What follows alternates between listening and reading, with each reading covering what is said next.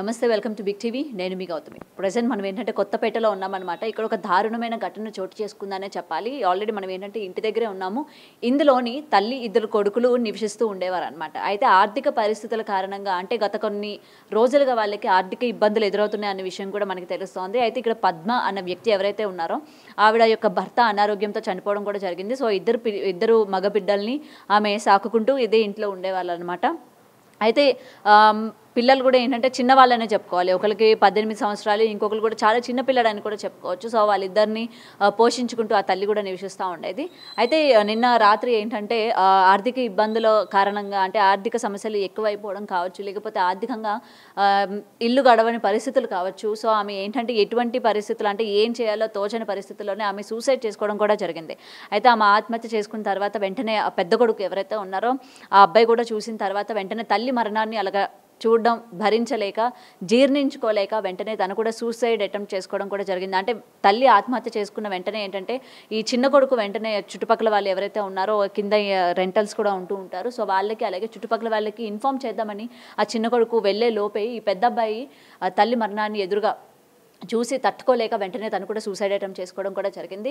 అయితే ఆ పిల్లాడు కూడా వచ్చేసరికి స్థానికులు చుట్టుపక్కల వాళ్ళందరూ కూడా వచ్చేసరికి ఏంటంటే ఇద్దరు కూడా విగత జీవాలుగా కనిపించడం కూడా జరిగింది. ఏదైనా సరే ఒకే ఇంట్లోని ఒకే కుటుంబానికి సంబంధించి అటు తల్లి ఇటు అన్న ఇద్దరు కూడా ఎంత ఆర్థిక సమస్యలు ఉన్నప్పటికీ కూడా ఏంటంటే కొంచెం కూడా ఆలోచించకుండా ఇటువంటి తొందరపాటు నిర్ణయం తీసుకోవడం వల్ల ఏంటంటే ఇవాళ ఒక చిన్న అబ్బాయి అనాథ అయ్యాడనే ఇక్కడ క్లుప్తంగా తెలుస్తోంది. ఎందుకంటే అటు తండ్రి లేరు, తల్లి లేదు, ఇప్పుడు అన్న లేరు, ఒక్క బిడ్డ బాబు మాత్రమే ఇప్పుడు ఎటు తోచని దిక్కు తోచని పరిస్థితిలో ఉన్నట్టు కూడా తెలుస్తోంది. అండ్ బాడీస్ని ఏంటంటే ఉస్మానియా హాస్పిటల్కి కూడా తరలించినట్టు తెలుస్తుంది. అండ్ పోస్ట్ మార్టం అవన్నీ కూడా నిర్వర్తించడానికి అండ్ వీటికి సంబంధించి బంధుమిత్రులు కానీ లేకపోతే చుట్టాలందరూ కూడా డైరెక్ట్గా హాస్పిటల్కే వెళ్ళిన సిచ్యువేషన్ మనం చూస్తాం. అయినా ఏది ఏమైనా సరే మనకి ఇట్లాంటి ఏవైనా ఆర్థిక ఇబ్బందులు ఉన్నా, ఆర్థిక పరిస్థితులు ఉన్నప్పటికీ కూడా ఏంటంటే ఇటువంటి వెంటనే తొందరపాటు నిర్ణయాలు తీసుకోకుండా వెనక పిల్లలు ఉన్నారు, లేకపోతే ఆ పిల్లల భవిష్యత్తు ఏంటి అని ఒక్క క్షణం కూడా ఆ తల్లి ఆలోచించలేదు అని చెప్పి ఇక్కడ క్లియర్గా తెలుస్తోంది. ఆ తల్లి చేసిన తప్పుకి ఇటు బిడ్డ కూడా ఏంటంటే వెంటనే తల్లిని చూసారే వెనక నా తమ్ముడు ఉన్నారు, తర్వాత నా పరిస్థితి ఏంటి అనే ఒక్క క్షణం కూడా ఆలోచించకుండా వెంటనే ఆ బిడ్డ కూడా అన్న కూడా ఏంటంటే ఇట్లాంటి పరిస్థితి సేమ్ ఇదే ఇన్సిడెంట్ వెంటనే తను కూడా చేసుకోవడం అన్నది నిజంగా మొత్తం అందరినీ కూడా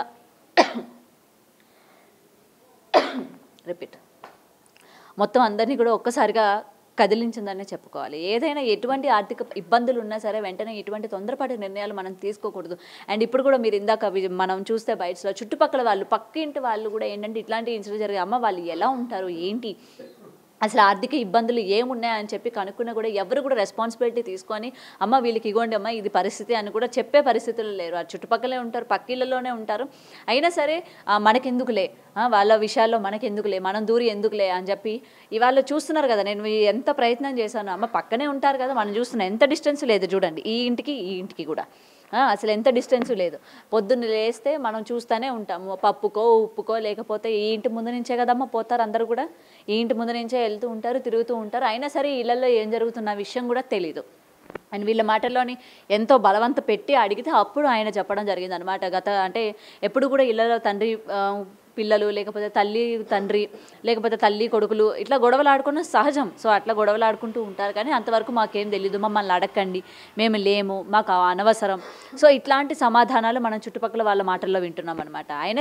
అయినా మనకి ఇక్కడ ఏంటంటే ఏదైనా కోపం తెప్పించవచ్చు. నేను ఈ విషయం అంటే ఇట్లాంటి మాట అనేందుకు చాలామంది కోపం కూడా తెప్పించేటట్టు ఉంటుంది. ఏదైనా ఇంట్లోనే ఏంటంటే గొడవలు జరిగినా లేకపోతే ఏంటంటే పక్కింటోడు ఎదురింటోడితో వెళ్ళిపోయినా ఇట్లాంటి సంఘటనలు జరిగినప్పటికీ ఏంటంటే వెంటనే ఒక స్టాండ్ తీసుకొని ముందుకు వచ్చేసి మనం ఏంటంటే ఈ టైం నుంచి ఈ టైం వరకు మనం చూసాము, అక్కడికి వెళ్ళారు, ఇక్కడికి వెళ్ళారు అని చెప్పి వెంటనే మనం అడగకపోయినా బయటకు వచ్చి చెప్తూ ఉంటారు. మరి ఇటువంటి సంఘటన జరిగేటప్పుడు కొంచెం కూడా ఒక స్టాండ్ తీసుకొని ఆ తల్లికి భరోసాగా నిలబడలేకపోయారు, లేకపోతే ఇలా కాదమ్మా అలా కాదమ్మా అని చెప్పలేకపోయారు. లేకపోతే ఆ పిల్లడు ఇట్లా జరిగిన వెంటనే బాబు ఎవరైతే ఉన్నారో బయటకు వచ్చేసరికి కేకలు పెడుతూ బయటకు వచ్చినా సరే ఎవరు కూడా ఇంటి లోపలికి వెళ్ళి రెండో అబ్బాయిని కూడా అంటే పెద్ద అబ్బాయిని కూడా రక్షించే ప్రయత్నం కూడా ఎవరు చేయలేదు. అంటే ఇక్కడ అందరూ కూడా ఏంటంటే నిర్లక్ష్యం అని కూడా చెప్పుకోవచ్చు, స్థానికుల నిర్లక్ష్యం అని కూడా నేను ఇక్కడ ఖచ్చితంగా చెప్తాను. ఎందుకంటే మనకెందుకు, జరుగుతున్న పరిస్థితులు మన ఇంట్లోనే కాదు కదా, పక్కింట్లో కదా, లేకపోతే ఎదురింట్లోనే కదా, మనకెందుకు ఏదో కొట్టుకున్నా తిట్టుకున్నా ఏదైనా సరే వాళ్ళు చేసుకుంటారు, వాళ్ళు ఏదో చూస్తారు, మనకెందుకులే అన్న ఈ ధోరణి ఏదైతే ఉండిందో ఇవాళ ఇంత ఇంతకి తీసుకొచ్చిందని అయితే చెప్పుకోవచ్చు అనమాట. మాకు కూడా తెలియదు మేడం. మేమైతే షాప్ కాడ పానీపూరి కాడ వెళ్తాము. మాకు ఇక్కడ మా ఊరైన ఒక ఆయన గప్చూ బండి ఉంది. ఆయన ఫోన్ చేసి ఇట్లా ఏదో బిల్డింగ్లో ఇట్లా జరిగిందంట కదా అని నాకు అన్నారు. అంటే ఏమో నాకు కూడా తెలియదు అని నేను ఓనర్కి ఫోన్ చేసినాను. ఫోన్ చేస్తే వాళ్ళు కొట్లాడుకుంటున్నట్టున్నారు అని అన్నారు. అంతే. మీరు ఎన్ని ఇయర్స్ నుంచి ఉంటున్నారు ఇక్కడ రెంట్కి? 1 year అయిందండి. 1 year 2 months అయింది. మేము వచ్చినాక తర్వాత వచ్చిన తర్వాత. ఓకే, నేను ఒక క్వశ్చన్ అడుగుతాను, మీరు అసలు ఫీల్ అవ్వకండి. చెప్పండి. ఒకటి అడుగుతాను. ఇప్పుడు చుట్టుపక్కలే కదా ఉంటున్నాం మనం, పక్క ఇళ్లలోనే కదా ఉంటున్నాము. ఏం జరుగుతుంది ఏంటి అని చెప్పి కొంచెం కూడా మనం అంటే రేపు పొద్దున ఎవరి ఇళ్లలో కూడా ఇట్లాంటివి జరగకూడదనే అనుకుంటాం, అవునా? మరి పక్క ఇళ్లలో ఏం జరిగింది అని అడిగినా సరే ఎందుకని భయపడతా ఉన్నారు చెప్పడానికి కూడా? భయం ఏం కాదు మేడం, మనకంత తెలియదు కదా. ఎందుకంటే వాళ్ళ ఇంట్లో వాళ్ళు డోర్ వేసుకొని ఉంటారు. మేము షాప్కి వెళ్ళిపోతాం మధ్యాహ్నం లేచి, మధ్యాహ్నం 2 గంటలకు అట్లా వెళ్ళిపోతాం. పొద్దున ఇక పిల్లలకి సామాన్ చేసుకుంటే ఇంట్లోనే ఉంటాం. ఇక మనం బయట వచ్చి చూడడం, ఇక మాకు దాని గురించి ఏమంత ఐడియా లేదు. వాళ్ళ గురించి మాకు తెలియదండి. సో ఏ టైం అప్పుడు తెలిసింది వీళ్ళు ఇట్లా ఉరేసుకున్నారని చెప్పి? బాబు బయటకు వచ్చి అందరికీ కూడా చెప్పడం జరిగింది కదా, వాళ్ళ చిన్న అబ్బాయి? ఏమో నేనైతే షాప్ కాడ నేను ఇంట్లో, మా వైఫ్ అయితే ఏమో గొడవ అవుతుంది, సౌండ్ వస్తుందని ఆమె డోర్ వేసుకొని లోపల ఉంది. ఆమె భయపడుతుంది, వాళ్ళు ఎవరు కొట్లాడుకుంటున్నారు ఉన్నట్టు అని ఫోన్ చేసింది నాకు. అయితే నేనన్నా డోర్ వేసుకొని లోపల నుండి వాళ్ళు కొట్లాడుకుంటే నువ్వు బయటికి వెళ్ళకు అని అన్నాను. అంతే. సో ఇంతకు ముందు ఇట్లా ఏమైనా కొట్లాడుకున్నారా? లేదు, అప్పుడప్పుడు వాళ్ళే తిట్టుకుంటుండే అంతే. అంతే, ఇక అంతకు మించి మాకేం తెలియదు. అలాంటిది అనుకున్నారు కానీ ఇంత జరుగుతుంది అనుకోలేదు. అంత తెలియదు మేడం. ఇక్కడ ఉంటే ఏమో తెలుస్తుండేదేమో కానీ నేను షాప్ కాడ ఉంటాయి కదా, మాకు అంత ఐడియా లేదు.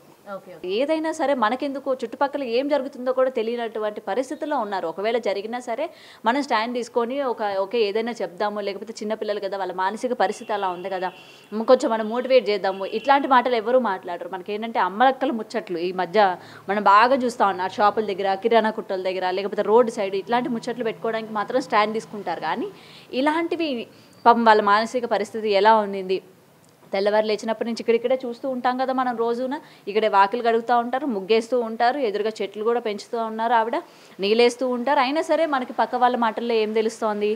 మాకు తెలియదండి, మేము ఎప్పుడు అటువైపు కూడా తొంగి చూడలేదు, మేము ఎప్పుడు వాళ్ళ ఇళ్లలో కూడా చూడలేదు, మేము ఎప్పుడు ఆమెతో మాట కూడా మాట్లాడలేదు. మనం 2 సంవత్సరాలు 3 సంవత్సరాలు ఒక ఇంటి దగ్గర కనీసం నెల రోజులు ఉన్నప్పటికీ కూడా అందరితో పరిచయం పెంచుకుంటాం, అవునా? వాళ్ళ పేర్లేంటి, ఊర్లేంటి, లేకపోతే వాళ్ళు ఏం పని చేస్తూ ఉంటారు, ప్రతిదీ మనకి మన ఇంటి ముందు నుంచి పోయే వ్యక్తులే కదా, ప్రతిదీ కూడా మనం తెలుసుకుంటూ ఉంటాం కదా. అయినా సరే ఏమి మాకు తెలియదు అన్న నిర్లక్ష్య ధోరణి ఇవాళ మనకి క్లియర్గా కనిపిస్తుంది. ఏదైనా సరే చాలా విషాదం అనే చెప్పుకోవాలి. ఇవాళ ఏంటంటే ఆ చిన్న అబ్బాయి పరిస్థితి ఏంటి, ఆ అబ్బాయి భవిష్యత్తు ఏంటి? కుటుంబ సభ్యులు తీసుకుంటారా, అటు రిలేటివ్స్ తీసుకుంటారా? రిలేటివ్స్ అయినా ఎన్నాలని పోషిస్తారు చెప్పండి? సో ఈ క్వశ్చన్ మార్క్ అన్నవి ఇవాళ చాలా క్వశ్చన్స్ రైజ్ అవుతూ ఉన్నాయి అనమాట. పాపం బాబు పరిస్థితి ఏంటి, ఆ చదువు ఏంటి, ఇవాళ తల్లి లేదు, తండ్రి లేదు, ఒక అన్న లేడు, ఎవరు చూసుకుంటారు చెప్పండి? ఆ పిల్లడి భవిష్యత్తు ఏంటి, ఆ పిల్లడి చదువు ఏంటి? సో ఇవన్నీ కూడా వస్తున్నాయి. ఒక్క క్షణం ఆ తల్లి ఆలోచించలేకపోయింది, అలాగే అన్న కూడా ఆలోచించలేకపోయారు. సో ఇటువంటి పరిస్థితులు మనకి ఏమున్నా సరే, ఒకవేళ అది ఆర్థిక ఇబ్బంది కావచ్చు, లేకపోతే ఇంక ఇతర కారణాలు ఏమున్నా వెంటనే సూసైడ్ అన్నది ఒక సొల్యూషన్ లాగా మనం తీసుకోకూడదు అనమాట. ఐదర్ మనం ఏంటంటే కూర్చొని మాట్లాడుకోవడమో, లేకపోతే అలాంటి థాట్స్ వచ్చేటప్పుడు మనం వెంటనే ఎదుటి వాళ్ళకి ఇట్లాంటి పరిస్థితి ఉంది అని షేర్ చేసుకోవడమో చెప్పాలి. అండ్ వాళ్ళు చెప్పిన తర్వాత వినే వాళ్ళు కూడా ఏంటంటే అమ్మో వీళ్ళు ఎటువంటి పరిస్థితుల్లో ఉన్నారో వీళ్ళు మనం దాని నుంచి బయటికి తీసుకురావాలి అన్న ప్రయత్నం కూడా చేయాలి. నాకెందుకని ఏమాత్రం కూడా వదిలేయకూడదు. వదిలేసి ఇవ్వండి, ఇవాళ ఈ జరిగిన ఇన్సిడెంటే మనం కూడా చూడాల్సి వస్తుంది. సో ఏదైనా దౌర్భాగ్యం అనే చెప్పుకోవాలి. ఒకే ఇంట్లోని ఇలాగ దారుణమైన పరిస్థితి అని చెప్పుకోవాలి.